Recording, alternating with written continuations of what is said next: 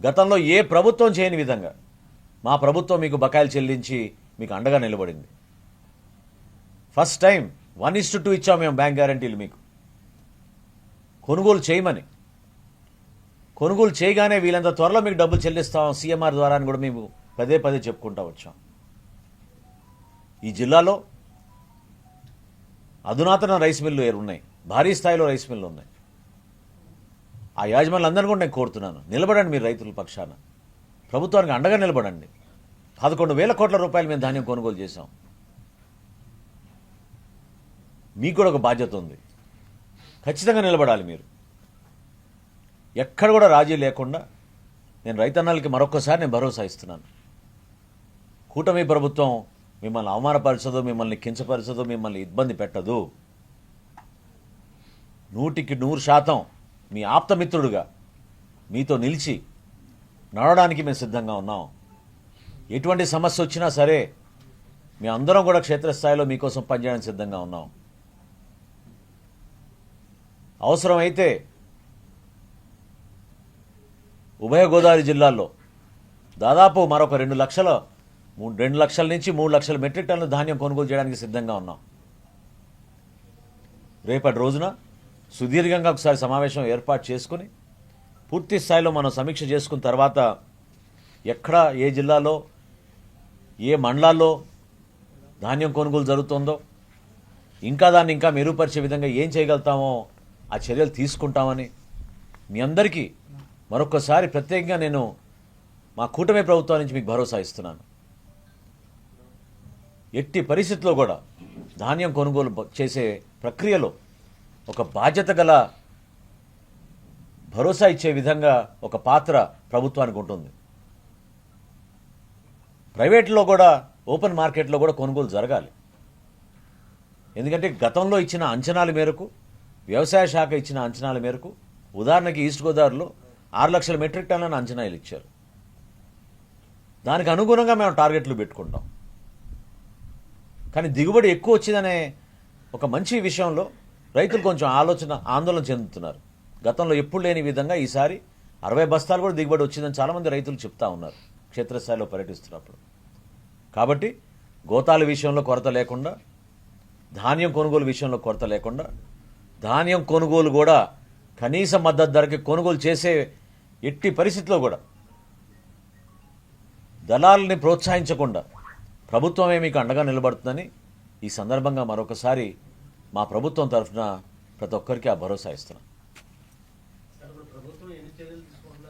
Sure అండి.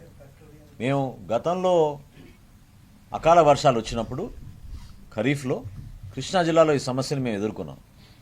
అక్కడ ఆ విధంగానే మీరు ఇందాక సూచించినట్టు ప్రతి మిల్లుకి ఒక డిప్యూటీ తహసీల్దార్ని పెట్టి ధాన్యం కొనుగోలు విషయంలో, కనీస మద్దతు ధర విషయంలో ఎక్కడ కూడా పొరపాటు జరగకుండా ఉండడానికి రైతుకి మేము అండగా నిలబడ్డాం.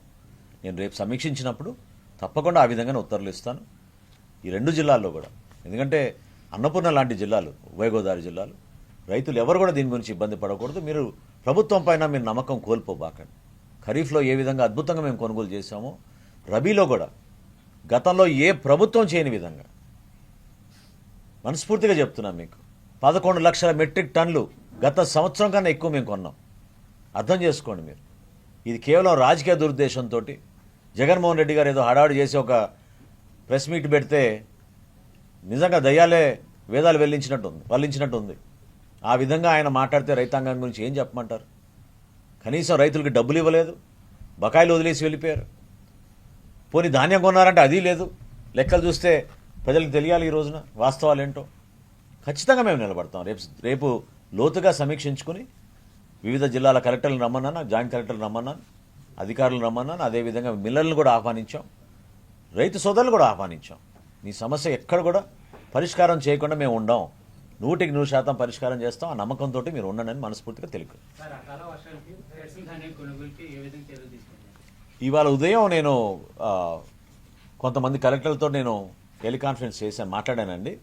తప్పకుండా వివరాలు రావాలి. ఇవాళ ఉదయం కురిసిన వర్షానికి కొంతవరకు ధాన్యం ఎక్కడైతే తడిసిందో ఆ ధాన్యం కొనుగోలు చేయడానికి ఎటువంటి ప్రక్రియ చేయాలో మేము ఆలోచిస్తున్నాం. తక్షణమే వాళ్ళకి గోతాలు అందించమని చెప్పడం జరిగింది. గోతాలు ఉన్న చోట ధాన్యం కొనుగోలు ఎక్కడ కూడా ఇబ్బంది కలగకుండా ఆ విధంగా స్పందించేటట్టు యంత్రాంగాన్ని అప్రమత్తం చేశాం. ఖచ్చితంగా నిలబడతాం. సరే, ఈ ఎండియూ వాహనాల్లో రేషన్ రైస్ బదులు కిలో 13 రూపాయలు తీసుకోండి అని డైరెక్ట్గా ఎమ్మెల్యే దగ్గర తెలిసి బాగా ఒక్క వారం రోజులు ఓపిక పట్టండి వాటి గురించి. సార్, తేమ అన్నిటికీ తేమ శాతమే సమస్యగా ఉందండి. దానికి మధ్య మార్గం ఏమన్నా చూపించగలరా? ఇప్పుడు ఇందా మిత్రులు చెప్పినట్టు ఇప్పుడు గౌరవ ముఖ్యమంత్రి గారు ఖరీఫ్ మాసంలో కృష్ణా జిల్లాలో ధాన్యం కొనుగోలు గురించి పర్యటించినప్పుడు నిర్ణయం తీసుకున్నాం మేము.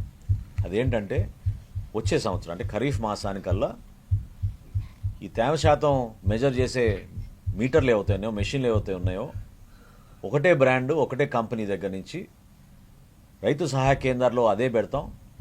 అదే మెషిన్ మళ్ళీ ఆ కొనుగోలు చేసే మిల్లు దగ్గర కూడా మేము ఏర్పాటు చేస్తాం. సో తేమ శాతంలో ఎక్కడ కూడా తేడా రాకుండా మేము జనరేట్ చేసిన స్లిప్పు ఆ స్లిప్కే అనుగుణంగా ఉండేటట్టు రైతుకు ఎక్కడ కూడా మోసం జరగకుండా ఉండడానికి కోసం ఒక పారదర్శకమైన విధానం, ఒక మార్పు తీసుకొస్తున్నాం. 17% న్యాచురల్ సీలింగ్ మీద ఏమన్నా పెంచడానికి అవకాశం ఉందా? ఎందుకంటే ఈస్ట్ వెస్ట్ లో 25 ఉంటుందండి. యంత్రాలతో కటింగ్ ఎట్టి పరిస్థితుల్లో 20% తగ్గదు. దాంతో ఆరబెట్టుకోవడానికి ఒక్కో రైతుకి 2-3 వేలు అవుతుంది. కాబట్టి ఏమన్నా 17 నుంచి 22 వరకు ఏమన్నా కేంద్రంతో మాట్లాడే అవకాశం చేస్తారా? ఏమన్నా ఇంకా దానికి ఏమన్నా ప్రత్యామ్నాయ మార్గాలు రైతు ఇబ్బంది లేకుండా చేయదలుచుకున్నారా? మీరు ఇంకొంచెం అప్డేట్ చేసుకోవాలండి. 17% నుంచి 24% వరకు మేము వెసులుబాటు కల్పించామండి. మీరు వినండి, ఒక్క నిమిషం వినండి. మీరు ఎక్కడ ఉన్నారో కనపడడం లేదు కానీ ఒక్క నిమిషం మీరు వినండి. సో అదేంటంటే కేంద్ర ప్రభుత్వం ఇచ్చిన కొన్ని నిర్ణయాలు, ఆదేశాల మేరకు నడుచుకోవాల్సిన పరిస్థితి ఖచ్చితంగా ఉంటుందండి. యంత్రాల ద్వారా ఈరోజు జరుగుతున్న ఎక్కువ కటింగ్ ఏదో జరుగుతుందో దాని ద్వారా ఏంటంటే కేవలం తేమ శాతమే కాదు, కొంచెం గడ్డి అటువంటివి కూడా ఎక్కువగా వస్తూ ఉన్నాయి. సో దీనివల్ల కొంతమంది రైతులకి నష్టపోయే విధంగా ఈ మిల్లర్లు వ్యవహరిస్తున్నారు. ఆ పొరపాటు జరగకుండా నేను ఇందాక చెప్పినట్టు తేమ శాతం విషయంలో మాత్రం పొరపాటు జరగదు. 17% నుంచి 24% వరకు మాత్రం ఆ వెసులుబాటు ఉంది. తప్పకుండా దాన్ని ఇంకా సిస్టమేటిక్గా జరిగేటట్టు ఎక్కడ పొరపాటు జరగకుండా మేము చూసుకుంటాం. స్థిరీకరణ నిధి అంశాన్ని కూడా ప్రస్తావన తీసుకొచ్చారు మంచి. ఆయన కనీసం 50 కోట్లు కూడా ఇవ్వలేదు 5 సంవత్సరాల్లో ధరల స్థిరీకరణ గురించి. ఆయన ఏం మాట్లాడతాడండి ఈ రోజున చెప్పండి. నిజంగా చెప్తున్నాను, అసలు అది చాలా అవగాహన లేని వ్యక్తిగా నిన్న మాట్లాడాడు జగన్మోహన్ రెడ్డి గారు. రైతుల కోసం నిజంగా ఆయన ఆలోచించుంటే 5 సంవత్సరాల్లో వాళ్ళు ఏం కార్యక్రమాలు చేశారు, ఏ విధంగా నిలబడ్డారు చెప్పమనండి. అదే కూటమి ప్రభుత్వం ఈ 5 సంవత్సరం ఈ 10 నెలల్లో ఎన్ని మార్పులు తీసుకొచ్చాం. కొన్ని పంటల విషయంలో అనేక కారణాల వలన ధరలు పూర్తి స్థాయిలో రైతుకి అనుకున్నట్టుగా అది రాలేదనే ఆవేదన ఉన్నది. కానీ దాన్ని మార్చుకునే విధంగా కరెక్ట్గా మేము మన కమర్షియల్ క్రాప్స్ని ఫోర్కాస్టింగ్ విధానం కూడా కొత్తగా తీసుకొచ్చే విధంగా కేబినెట్ ఉపసంఘం ఒకటి గౌరవ ముఖ్యమంత్రి గారు వేశారు. అందులో భాగంగా మేము నిపుణుల్ని మేము జాయిన్ చేసుకున్నాం. ప్రతి నెల సమీక్షిస్తున్నాం. ఎప్పుడైనా సరే కొన్ని పంటల విషయంలో ఎక్కడ కూడా రైతు నష్టం కలగకుండా ఒక మార్పు తీసుకురావడానికి కోసం ఒక ప్రయత్నం ప్రభుత్వం నుంచి తప్పకుండా మేము కొన్ని సూచనలు ఇస్తూనే ఉన్నాం.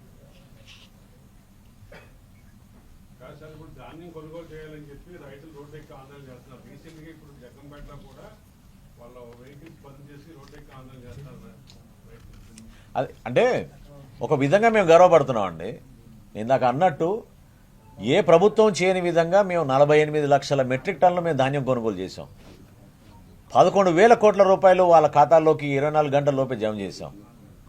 సో మిగతా వ్యవస్థ అంటే మిల్లర్లు కానివ్వండి, దళాలు కానీ వాళ్ళని నమ్మకుండా ప్రభుత్వమే కొనుగోలు చేయాలని ఒక ఆలోచనతోటి, ఒక కోరికతోటి రైతులు ఎదురు చూస్తున్నారు. తప్పులేదు, కానీ ప్రభుత్వం నుంచి కూడా దానికి ఆ విధంగా మేము సిద్ధం అవ్వాలి.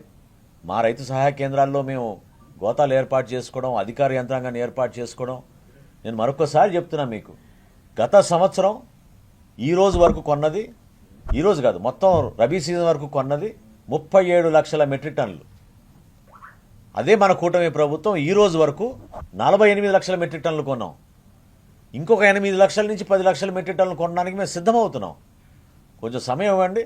రేపు సాయంత్రం కల్లా ఒక సుదీర్ఘమైన సమావేశం ఏర్పాటు చేసుకుని వివరాలన్నీ తీసుకుని ఖచ్చితంగా మండల వారీగా టార్గెట్లు పెంచుకుని రైతులకు ఇబ్బంది కలగకుండా చూసుకునే బాధ్యత మేము తీసుకుంటాం. రైట్ సార్, ఇప్పుడు ధాన్యానికి కాటా అంటే 75 కేజీలకి 1750 రూపాయలు మన మద్దతు ధర ఉంటారు మీరు పెట్టారు. ఫీల్డ్ లెవెల్లో వాస్తవంగా వెళ్తే 1250 రూపాయలకి రైతు అమ్ముకునే పరిస్థితి. ఎందుకంటే మేము కౌలు రైతులు, మాకు సీఎంఆర్ అమ్ముకునే అవకాశం లేదని కౌలు రైతు వ్యక్తం చేసిన పరిస్థితి.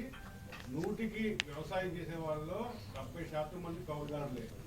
వాళ్ళకి గతంలో కౌలు హక్కుదారులు పత్రం ఉండేది, లేదని చెప్తున్నారు. దీన్ని ఎట్లా రెక్టిఫై చేస్తున్నారు మీరు?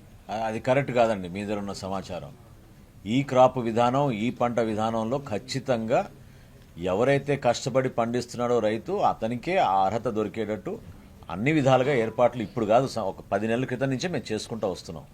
సో కౌలు రైతు కోసమే నిలబడుతుంది మా ప్రభుత్వం. కౌలు రైతు నష్టపోయే ప్రసక్తే లేదు.